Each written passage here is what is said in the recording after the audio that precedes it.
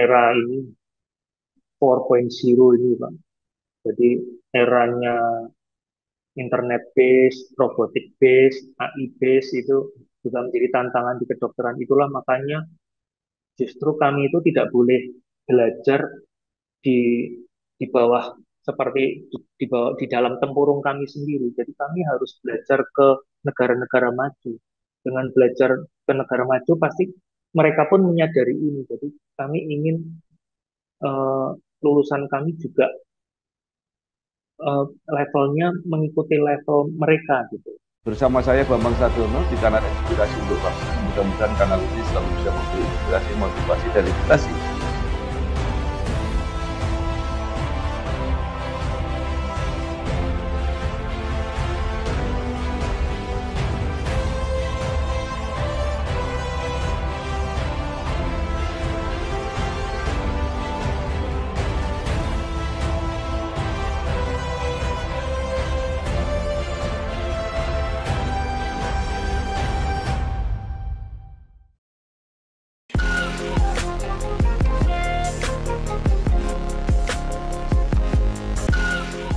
Assalamualaikum warahmatullahi wabarakatuh. Waalaikumsalam warahmatullahi wabarakatuh.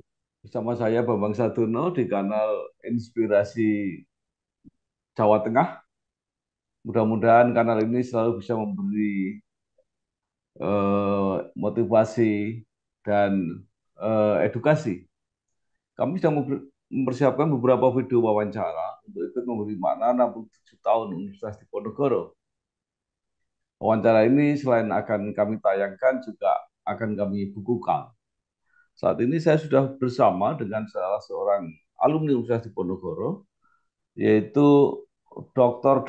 Yan Wisnu Prajoko MKes, spesialis bedah.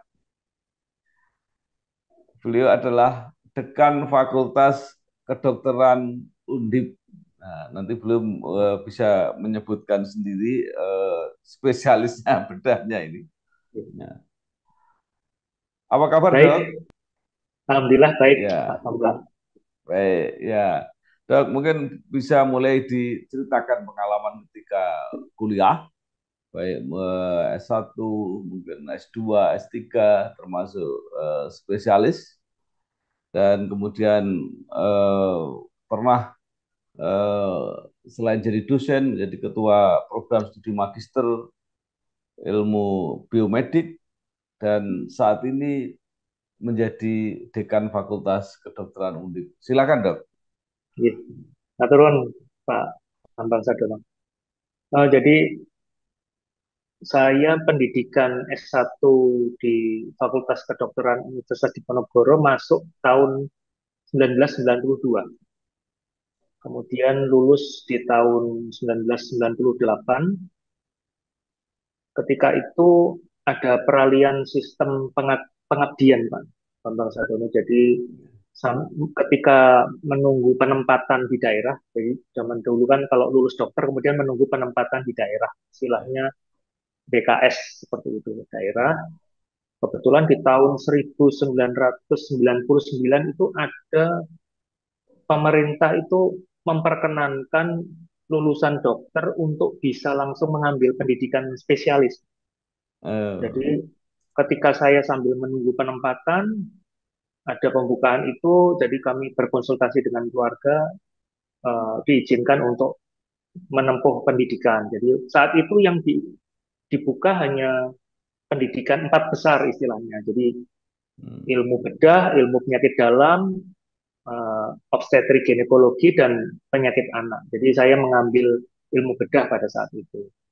Jadi saya masuk pendidikan spesialis satu PPDS 1 spesialis bedah itu di 2000. Kemudian selesai di tahun 2005. Kemudian setelah itu kami karena berkeinginan untuk mengabdi menjadi dosen, kami menghadap ke pimpinan di bagian bedah, di prodi bedah, dan pimpinan berkenan uh, kami menjadi staf pengajar atau dosen di prodi ilmu bedah. Tapi saat itu statusnya masih swasta. Jadi Hmm. kami menghadap dan kebetulan pada saat itu tuh sistem kalau dosen perekrutan dosen di prodi spesialis itu ya harus jadi spesialis dulu gitu. Jadi saat Oh. itu meskipun status kami belum pegawai negeri, setelah lulus 2005 langsung dikirim untuk ke apa namanya subspesialis. Jadi karena PPDS 1 bedah itu kan mendidik dokter bedah umum, general surgeon. Hmm. Yang mendidik itu harus di atasnya general surgeon, jadi harus subspesialis atau konsultan. Jadi kami dikirim untuk sekolah konsultan di Bandung, di Rumah Sakit Hasan Sadikin untuk mengambil pendidikan konsultan onkologi atau konsultan tumor. Hmm. Itu selama 2 tahun, 2006 sampai 2007.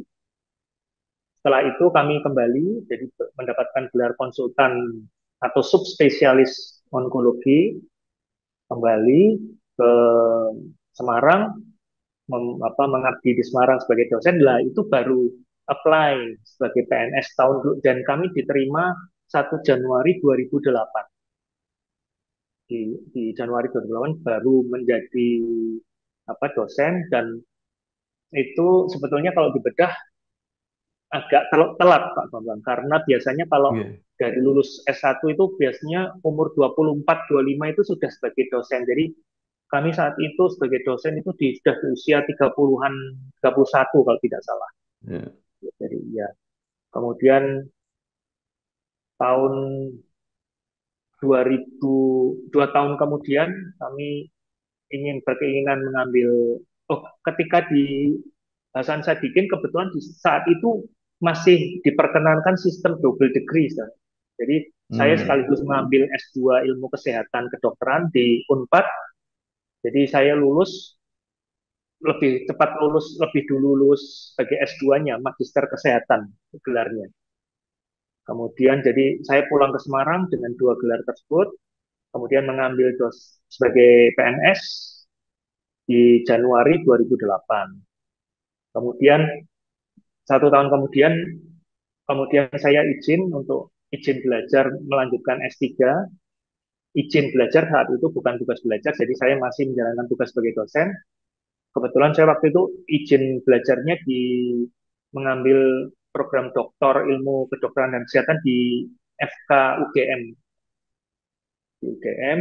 dan selesai tahun 2013. Selesai 2013, kemudian setelah itu baru kami mendapatkan tugas tambahan tutam di FK Undip. Yang pertama sebagai sekretaris prodi di biomedik S2 biomedik tahun 2016 itu tutam pertama saya. Kemudian 2019 sebagai kaprodi di S2 biomedik. Kemudian eh, tutam selanjutnya adalah di 2024 ini Januari sebagai dekan. Tapi ketika itu saya juga tahun 2019 sudah, kalau tidak salah, sudah menjadi di sekretaris senat fakultas juga. Kemudian pernah juga menjabat sebagai sekretaris departemen kedokteran spesialis, tapi tidak lama karena waktu itu tidak boleh terangkat tutam gitu, jadi hanya tidak lama. Kemudian hmm, sempat mengenyam juga pendidikan kalau kami di spesialisasi bedah itu kan harus pendidikan paling tinggi keprofesian itu mengambil master. Hmm. Jadi saat itu ada penawaran mengambil master, yang menawarkan itu adalah di Inggris, UK, University of East Anglia. Jadi menawarkan program master keahlian di bidang breast oncoplasty. Jadi pada operasi pada kanker payudara itu biasanya kan memerlukan rekonstruksi, membuat payudara baru misalnya, seperti itu istilahnya. Jadi itu saya mengambil pendidikan selama 3 tahun, tapi switch seperti sandwich program gitu. Jadi saya masih di sini, nanti beberapa 3 hari 4 hari kita berkumpul di suatu tempat, kemudian mendiskusikan kasus, jadi seperti itu. Tidak tidak yang stay di kampusnya, gitu.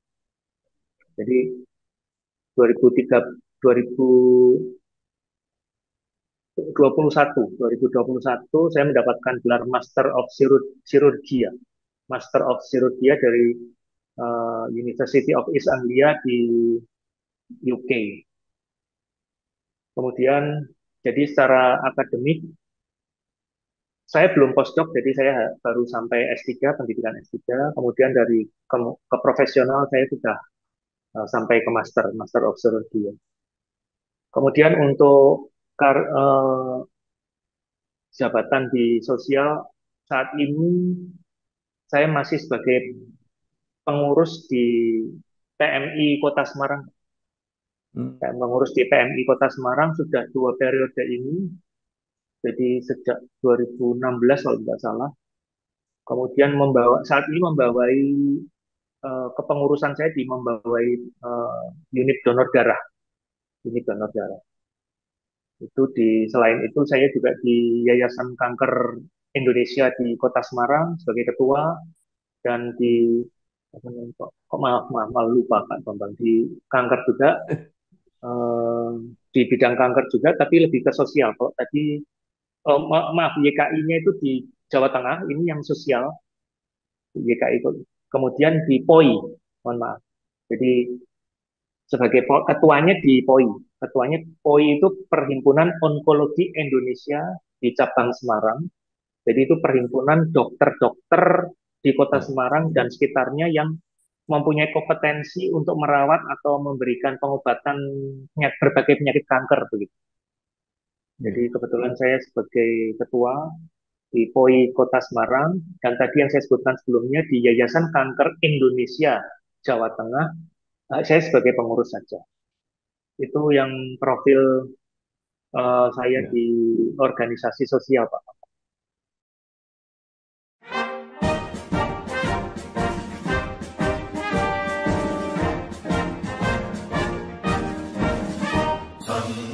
Wahai mahasiswa, harapan nusa bangsa, semangat di Ya. Demikian, Pak. Baik, baik, Dok. Ya, eh, melihat apa perjalanan sekolah, pendidikan, kuliah, eh, kelihatannya apa nggak sempat praktek tuh. Masih praktek, Pak. Jadi sejak lulus sebagai konsultan onkologi itu berpraktek memang, karena sebagai dosen di FK yang juga mencetak spesialis, jadi kami harus sebagai dokter tanggung jawab pasien juga di rumah sakit, jadi memberikan pelayanan. Jadi saat ini kami di Rumah Sakit Umum Pusat Dr. Karyadi Utama, Dr. Karyadi Semarang, yang adalah sebagai rumah sakit pendidikan utamanya FK Undip. Selain itu kami juga di Rumah Sakit Telogorjo Semarang dan ada praktek pribadi di rumah. Jadi memang harus membagi waktu antara tugas sebagai dosen dan memberikan pelayanan pada masyarakat, juga memberikan pelayanan yang kaitannya dengan pendidikan spesialis bedah itu tadi. Ya.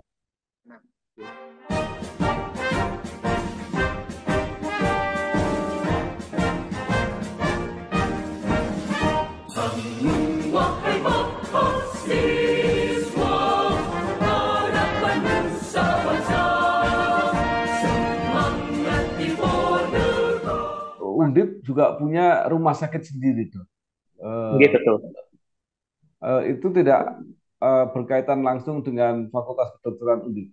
Eh, Secara struktural, Rumah Sakit Nasional Diponegoro adalah unit unit kerja dari pimpinan universitas, jadi di bawah rektor langsung.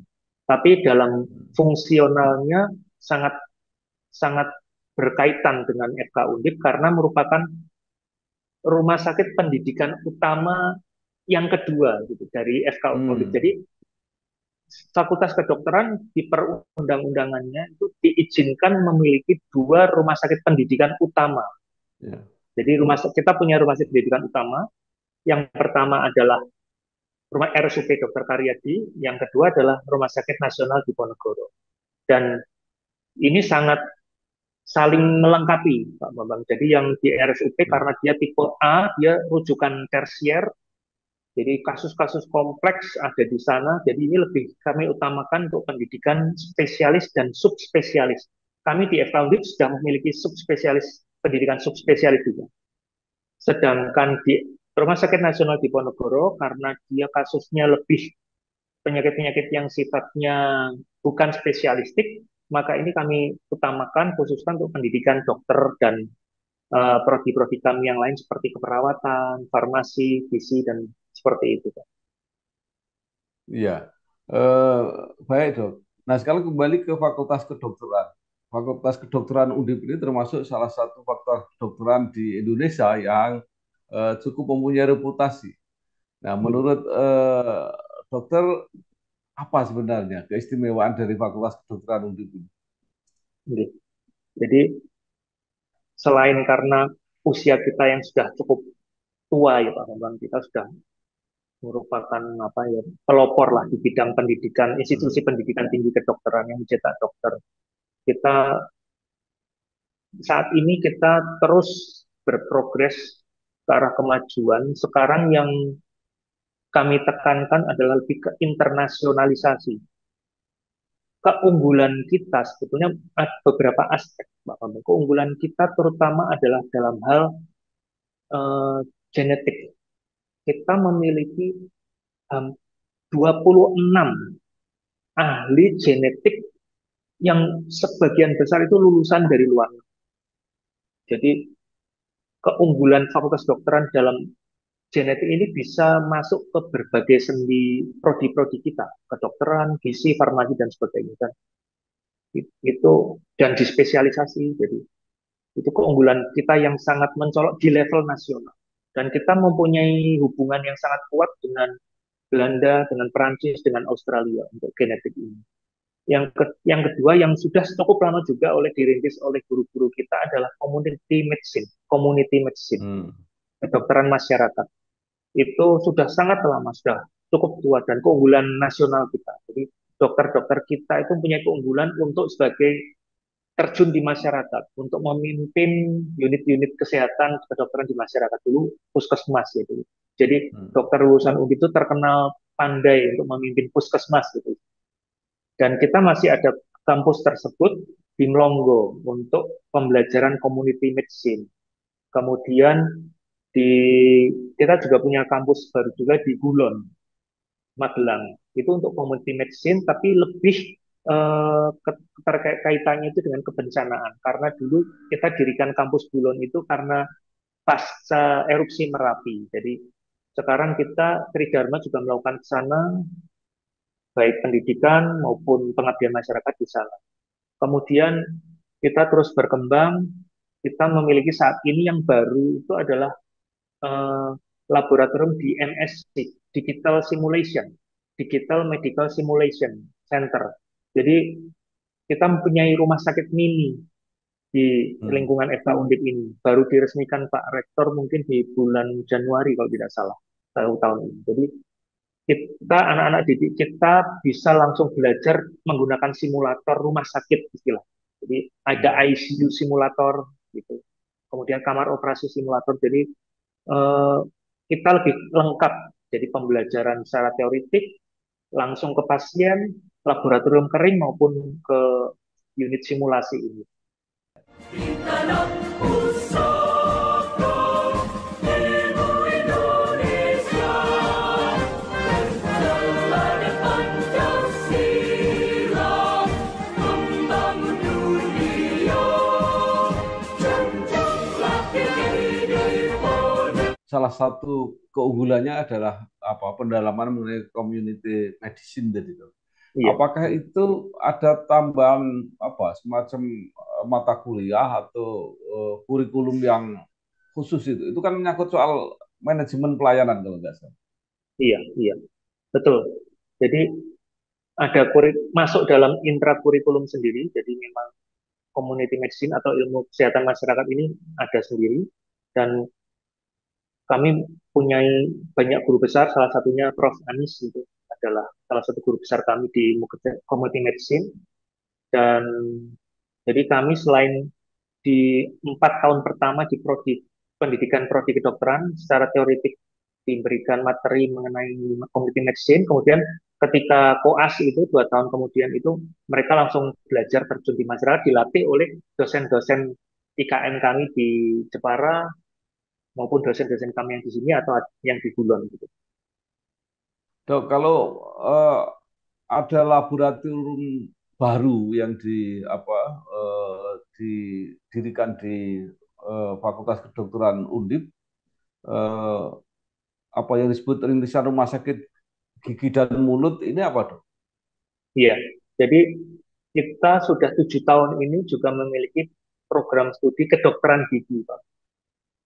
Dan Hmm, program studi kedokteran gigi ini sudah meluluskan satu kemarin Januari kemarin kita mau meluluskan gelombang pertama dokter-dokter gigi kita. Jadi di regulasi pemerintah memang mau apa ya mengharuskan prodi kedokteran gigi itu memiliki rumah sakit gigi mulut RSGM. Nah, ini kita sedang bergerak ke arah sana, namun sebetulnya secara fasilitas pendidikan kami sudah mencukupi. Jadi sarana prasarana fasilitas pendidikan untuk mencetak dokter gigi itu kita letakkan di eh, rintisan RSGM tadi, rintisan Rumah Sakit Gigi Mulut yang berada di Kompleks Laboratorium Sentral FKUD, ada di sana. ya. Itu sebetulnya Nah, kita memiliki sudah cukup banyak, ada 75 kursi pelayanan gigi yang kita kalau ke dokter gigi kan kita duduk di kursi ya. itu kita di sana ada 75 unit. Jadi kita punya laboratorium yang kering dan laboratorium basah, jadi sudah lengkap untuk pendidikan mencetak dokter gigi.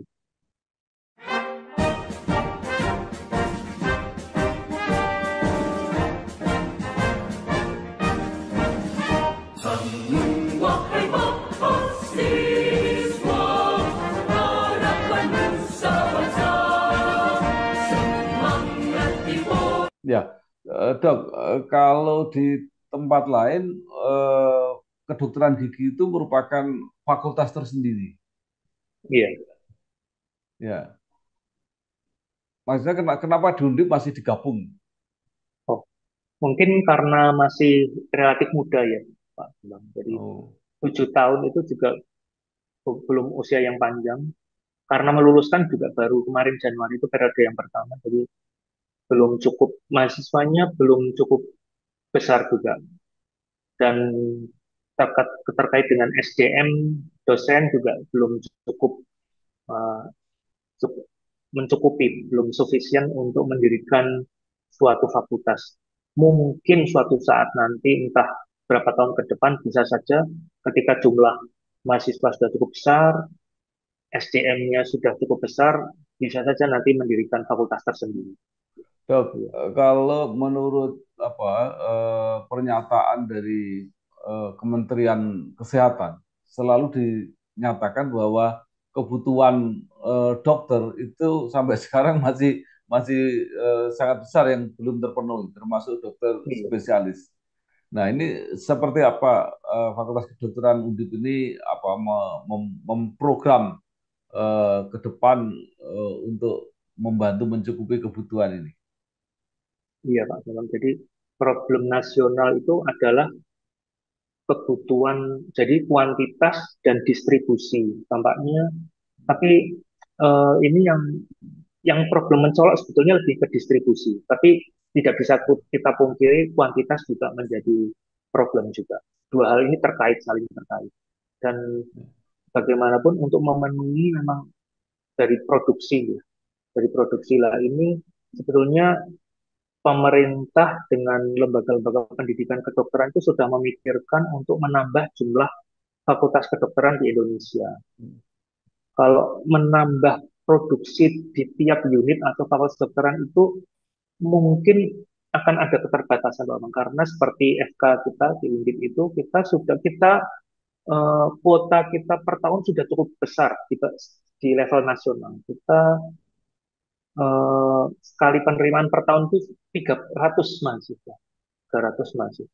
Itu cukup besar di level nasional dan semestinya kalau kita ingin meningkatkan kuota itu akan harus diikuti dengan peningkatan sarprasnya, kelasnya, SDM-nya. Jadi itu yang akan menjadi apa problem tersendiri. Jadi eh, mungkin yang perlu dipikirkan bersama baik institusi pendidikan maupun pemerintah adalah bila suatu unit pendidikan yang sudah established gitu ya, ingin diminta meningkatkan jumlah kuota produksinya, mestinya berarti fasilitasnya harus dilebarkan juga dan SDM-nya juga dilebarkan juga. Makanya eh, mendirikan FK-FK baru itu juga merupakan tantangan tersendiri karena mereka harus mencukupi fasilitas pendidikannya dan mencukupi SDM-SDM dosennya itu memang eh, problem yang harus diatasi oleh pemerintah dan bersama institusi pendidikan.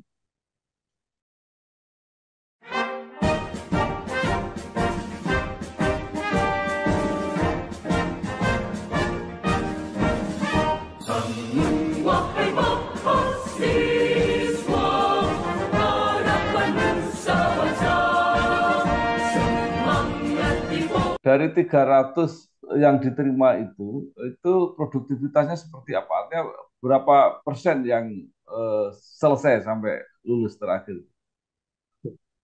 Kita ketepatan waktunya cukup tinggi, Pak. Kalau di pendidikan dokter Ya. kita di atas 90%. Jadi yang tepat waktu ya. Oh, Di atas 90%, mungkin di atas 95%. Jadi tidak banyak yang memanjang waktunya gitu di luar batas waktu.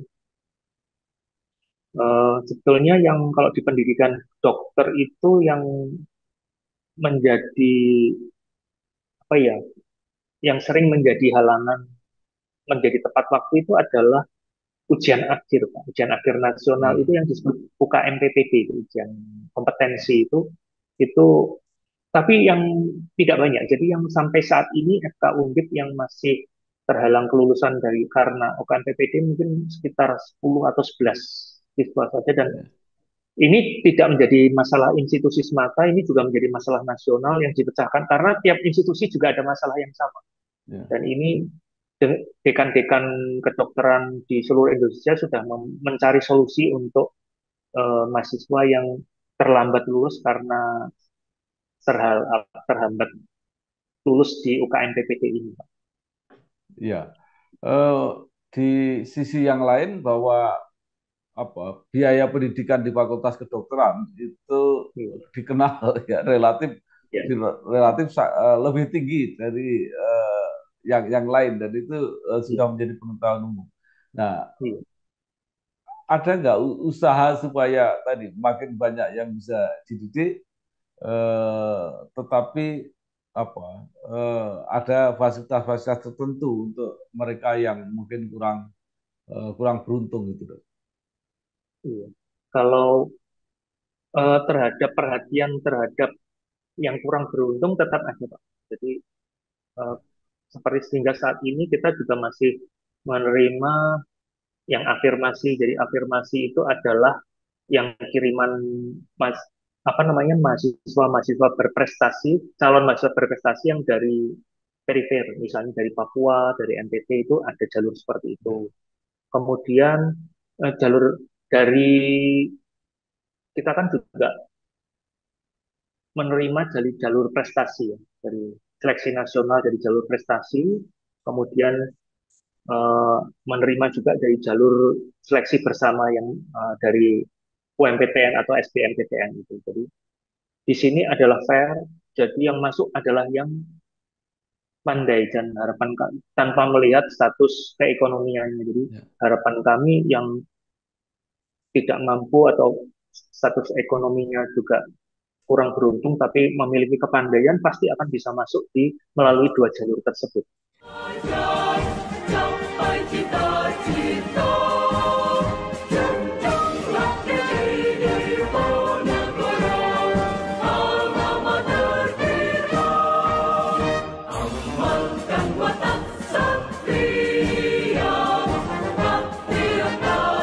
Nah, sekarang mengenai alumni. Jadi sebuah pendidikan tinggi pasti dikenal karena alumninya. Nah, Iya, mungkin bisa diceritakan prestasi alumni dari Fakultas Kedokteran Undip sekarang. iya. Jadi alumni dari FK Undip itu sudah masuk berperan di berbagai berbagai lini, ya, Pak. Baik di kepemerintahan maupun di swasta. Mungkin tapi yang lalu itu adalah Dirjen di Kemenkes, tapi sudah purna ya. Jadi ada juga kalau di FK di kementerian mungkin saat ini belum ada, jadi baru di level apa eselon satunya begitu. Kemudian kalau di kalau di swasta mungkin banyak di ketentaraan di angkatan itu ada, tapi mungkin memang levelnya baru bukan di level yang topnya, jadi di di beberapa jenderal kita juga ada di sana. Dan kami biasanya ketika menjelang Dies Undip seperti saat ini atau Dies FK Undip, itu biasanya kami mengundang alumni-alumni yang berprestasi, itu katakanlah demikian, untuk memotivasi para mahasiswa untuk bisa sebagai role model. Kemudian di kepolisian juga kami memiliki dulu Kabidokes di Jawa Tengah, tapi sekarang sudah naik ke di Markas Besar Polri. Kemudian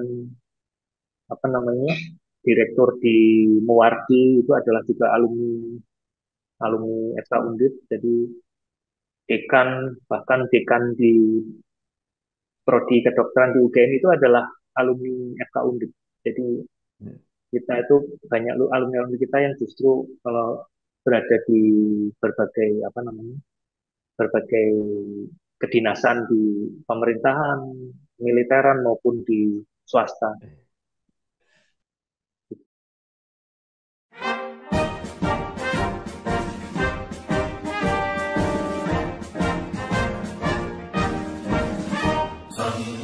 Wahai mahasiswa, harapan nusa bangsa, semangat Baik, Dok.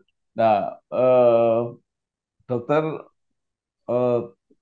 mendapat kepercayaan untuk menjadi dekan. Apa yang direncanakan akan dilakukan selama masa bakti ke depan ini? Jadi, mungkin secara sederhana ada beberapa hal yang mungkin mendasar. Mungkin keinginan saya yang pertama untuk memodernisasikan eh, operasional FK Undip menjadi eh, lebih simpel tapi eh, berbasis teknologi gitu maksudnya. Jadi keprofesionalan itu yang kami harapkan. Jadi seringkali di dalam temu dengan pegawai, dosen itu saya selalu mengendorse meminta eh, keprofesionalan untuk kita menciptakan suatu sistem manajemen FK Undip yang semakin profesional.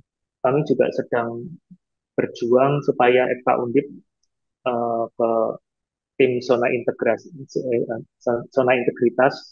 Jadi kami berharap eh, kita bisa mencapai FK Undip yang berintegritas gitu ya.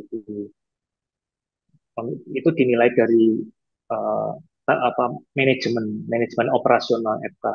Itu dari sisi operasional. Yang kedua yang mungkin tidak bisa kita tinggalkan Ya. kesejahteraan kesejahteraan pegawai maupun dosen. Pegawai itu pasti kami berharap Pak Rektor pun sudah mencanangkan, jadi kesejahteraan pegawai teknik itu yang non dosen itu harus diperhatikan, tidak boleh turun. Kemudian kesejahteraan dosen. FK Undip itu cukup saat ini minim guru besar, Pak.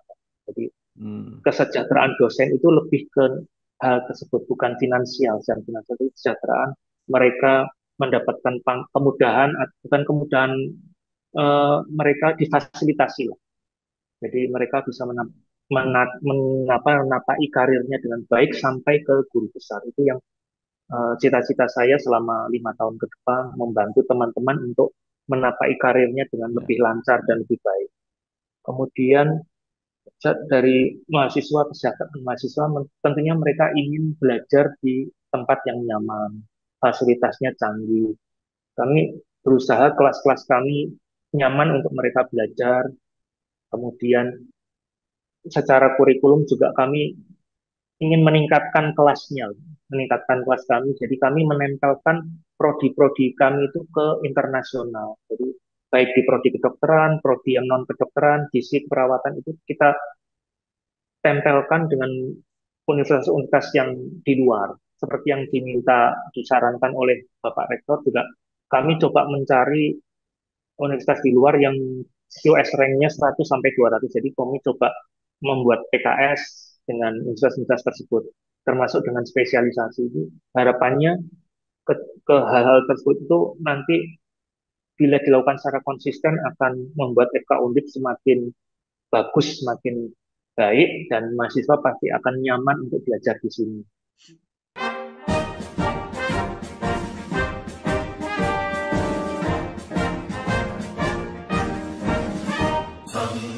Wahai mahasiswa, harapan nusa bangsa, semangat di Ponorogo. terakhir Dok, bagaimana mempersiapkan lulusan alumni gitu. Sekarang kan ada isu artificial intelligence itu ya. Itu katanya akan banyak masuk ke Iya, kalian profesi kedokteran. iya, iya. Seperti apa antisipasinya ini, Dok? Iya, jadi apa namanya, dengan era ini 4.0 ini Pak. Jadi eranya internet based, robotic based, AI based itu Hmm. juga menjadi tantangan di kedokteran. Itulah makanya justru kami itu tidak boleh belajar di di bawah seperti di bawah di dalam tempurung kami sendiri. Jadi kami Hmm. harus belajar ke negara-negara maju. Dengan belajar ke negara maju pasti mereka pun menyadari ini. Jadi kami ingin eh, lulusan kami juga levelnya mengikuti level mereka gitu. Menyadari bahwa tantangan ke depan akan berbasis internet, berbasis robotik, berbasis Hmm. AI itu. Itu memang tantangan tantangan kita, Pak. Tapi semoga sih dengan kita masuk dalam pergaulan global, pergaulan internasional itu kami juga bisa mengatasi katakanlah ancaman-ancaman tersebut gitu. Baik. Luar biasa. Terima kasih sekali, eh, Dokter Yan Wisnu Prajoko, MKes, spesialis eh, onkologi, bedah onkologi, eh, Dekan Fakultas Kedokteran Undip yang telah menceritakan eh, apa yang sekarang ada di Fakultas Kedokteran Undip, reputasinya, apa-apa yang ingin dicapai. Mudah-mudahan ini menambah wawasan kita semua dan memberi semangat kepada teman-teman yang masih belajar di Fakultas Kedokteran Undip. Sekali lagi terima kasih waktunya, Dok. Terima kasih Pak Oke. Bambang Sadot. Oke, terima kasih atas Sukses, waktunya. sukses, ya sukses terus. Oke, mohon doanya Pak. Wassalamualaikum ya, warahmatullahi wabarakatuh. Waalaikumsalam warahmatullahi wabarakatuh. Matur nuwun Terima Pak kasih ya, Bambang. Dok. Matur nuwun Oke, nggih. terima kasih. Oke, matur nuwun Pak Bambang. Bersama saya Bambang Sadono di kanal Inspirasi untuk Bangsa. Mudah-mudahan kanal ini selalu bisa memberi inspirasi, motivasi, dan edukasi